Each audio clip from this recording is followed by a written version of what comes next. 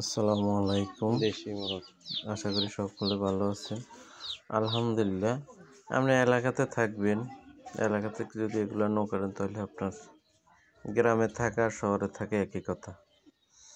মূলত হচ্ছে যে আমরা গ্রামে যারা থাকি এরা অনেক বড় একটা বাড়ি নিয়ে বসবাস করি, ঠিক আছে। গ্রামে যারা থাকি, যেমন আমাদের বাড়িটা অনেক বড় বাড়ি, কিন্তু এই বাড়িতে আপনি যদি কৃষির সাথে সম্পৃক্ত যেই করেন না কেন, চাকরি করেন, আদার্স অন্য কোনো কাজ করেন, ব্যবসা বাণিজ্য করেন, পাশাপাশি যদি কৃষির সাথে সম্পৃক্ত না থাকেন তাহলে কোনোভাবে সম্ভব না।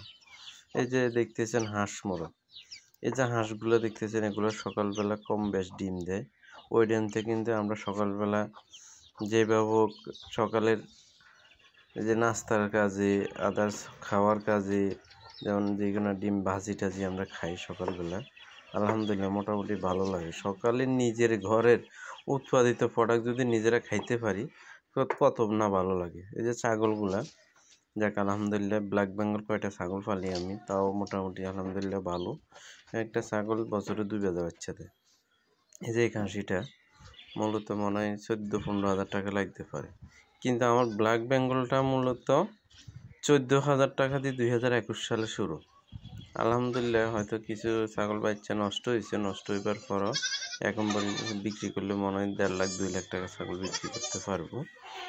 এবছর বিক্রি করি এলাম, কারণ প্রতি বছর এই যে একটু বর্ষা, অতি বর্ষার কারণে দেশি গরু নষ্ট হয়ে যায়। এটা হচ্ছে আমাদের গ্রামে, এটা যেহেতু গ্রামে থাকি, হালকা গরু দুধটা সকালের দুধ হলে খাওয়ার জন্য নিজেরা ফেলতে পারি। 65,000 টাকা দিয়ে কিনা হয়েছে দেশি গরু শাহিওয়াল, এটা 65,000 কিনা। এটা এই যে বড় এই গাভিটা, এটা 40,000 টাকা কিনা, ঠিক আছে। এটা 3 কেজি দুধ পাওয়া যায় 40,000 টাকা, কিন্তু লগে বাচ্চা নাই, কিন্তু আতাদের আমরা পাই 3 লিটার দুধ পাই দেশি গাভি।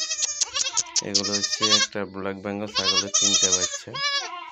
এই 3টা বাচ্চা আলহামদুলিল্লাহ অনেক ভালো আছে। এই যে গ্রামের পরিবেশ কত না সুন্দর, সকালের যে বাতাস।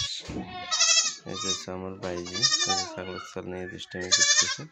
এই যে গ্রামের বলতে এই গ্রামে এরাই কিন্তু প্রাকৃতির সাথে আবহাওয়ার সাথে মিশিং করে চলাফেরা করতেছি গ্রামে। ওই গেছে এগুলোর মা, এটি এদের কাছে দুষ্টামি করতেছে। এখন তোর মতন তুই যে হারাদিন কান্দ সেগুলো হারাদিন কান্দে, ঠিক আছে না? এখন তোর মতন হারাদিন কান্দে।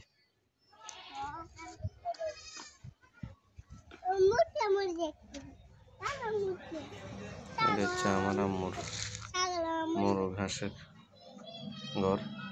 আলহামদুলিল্লাহ মোটামুটি সকালবেলা কয়টা ডিম দেয় আমরা মোটামুটি খাইতে পারি।